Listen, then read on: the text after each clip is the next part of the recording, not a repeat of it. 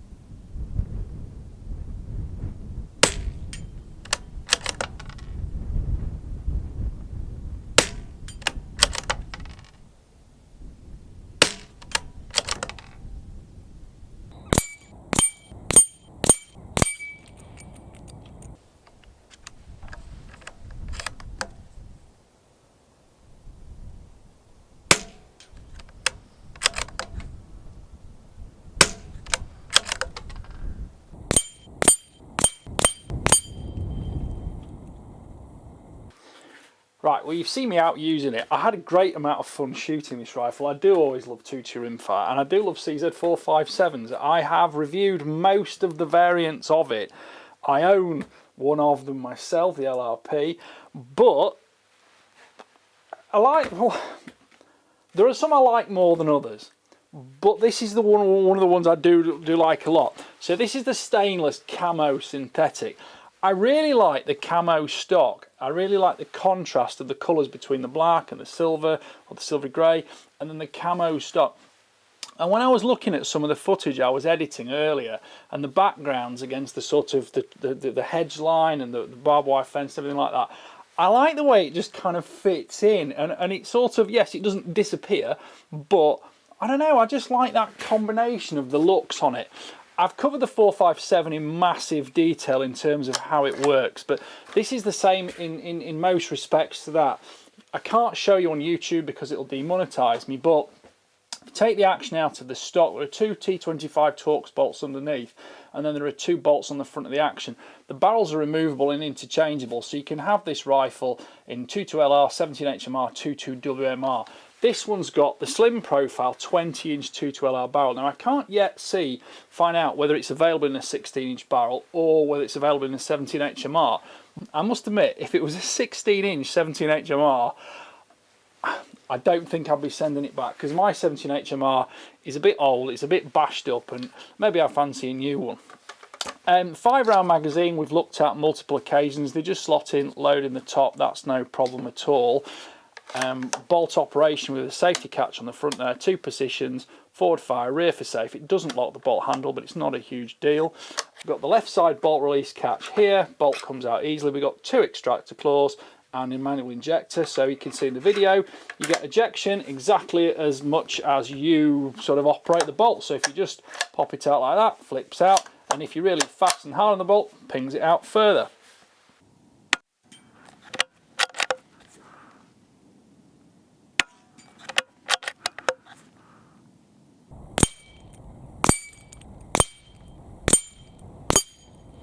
I like the stock in terms of its shape and its profile. We're going to measure it in a second, but there's actually quite a lot of raised profile here on the grip, and the grip's quite a tight radius on it, and it does give you a good feel for the rifle. It's not a small stock. Some rimfires, especially American ones, tend to feel very little as a gun. This one doesn't feel little as a gun. There's plenty of meat to get hold of without your fingers touching the barrel. The barrel is fully free floating. You can see in one of the little video clips, you know, even on the bipod, it's not talking, it's not actually wanting to touch the barrel and cause you harmonic problems. Similarly, I put it in the clamp on the tripod sticks works perfectly, and these raised panels just add that little bit more to it. As for the long term of the finish, I can't quote on that 100%. The colour on the stock does appear to be a dipped finish because it's matched completely on the sling studs on the underside. You've got two here, so you've got bipod and a sling.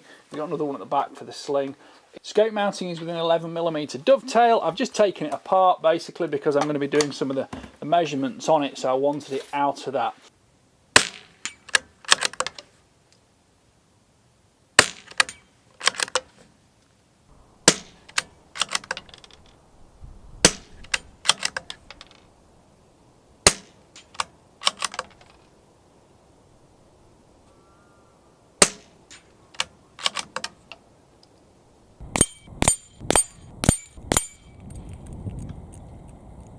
Now, one thing I will say about this one is the triggers on CZ457s are adjustable, and they're easily adjustable as well. But of course, they're all prone to human setup, little differences. And this one, in fairness, if you look really carefully on the video, you can see the trigger creeping ever so slightly before it goes off. Having said that, and listen to this carefully, my 457 LRP, which must be 3 and a bit years old now, was exactly the same. It was perfect for the first 50 rounds out of the box. The next 50 rounds it started to wear in a little bit, and then it stayed stable. So I took it apart, I tweaked the trigger, which is not difficult to do. I can't do it on YouTube obviously, and it worked perfectly, and it's maintained that ever since. So I like the fact CZ, you know, they are still gunsmiths. They're not just box shifters and marketeers. They make a gun that will last a lifetime. And they've probably got the record for the gun that we've most seen. So the CZ452 is a gun many of us have seen, owned, used, been introduced to shooting with. So it's I certainly think this has got every hallmark of an improved modern version of that. And I hope this one lasts for decades as well. Let's just weigh the trigger pull now. Get this ready. Do it in grams first. Steady, increasing pressure, and we've got 1,347 grams. I'm just going to do it one more time, see if we can repeat something like that. 1,266, and third time lucky, 1,323, and that comes in at £2, 14.7 ounces. Scope on top is an 11mm dovetail, no issues putting scope mounts on there. Again, you might want to just move things around a little bit because a lot of the modern scopes have got 100mm of eye relief, and I did find myself kind of craning my neck back a little bit because it was a teeny bit too long. But you can put reach forward mounts on, or you can get a scope with a 90mm eye relief on it.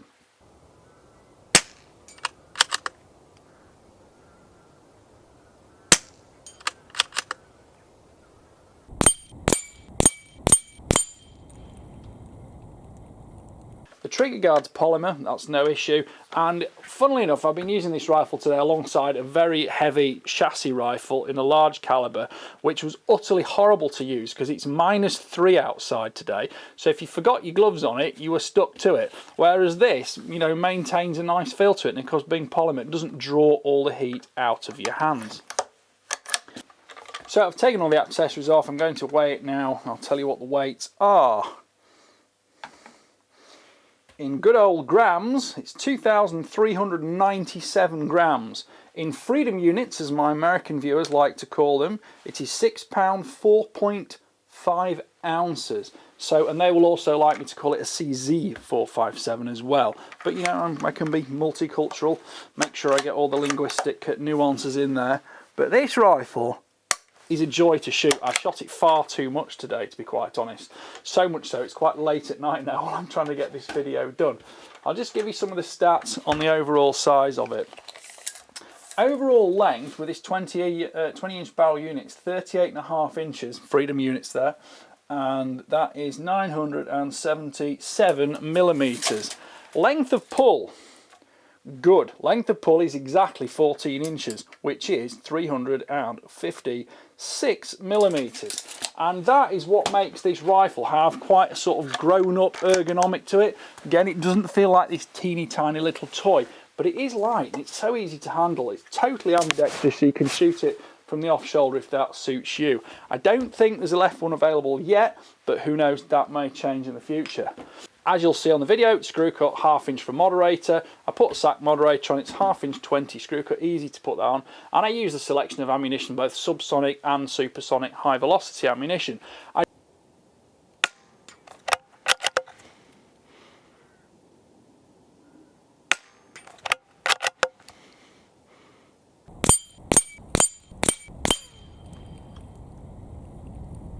So I shoulder groups on paper at 50 metres. It shoots tiny little groups. You can judge that by the little bullet holes on the paper.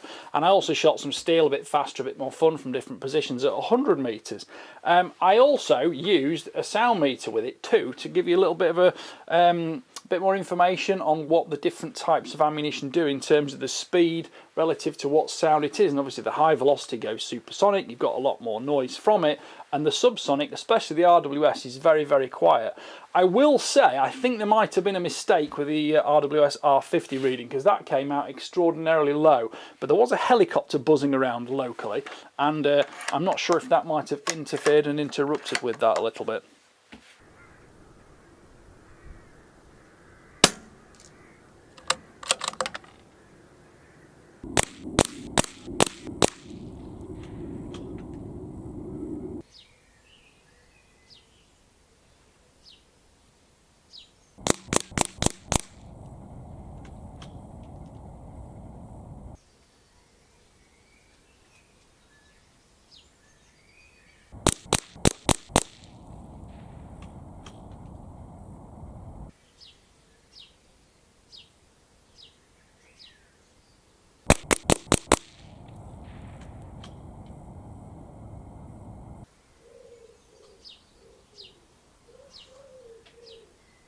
So summing up the 457 Stainless Camo Synthetic, well, what's not to like?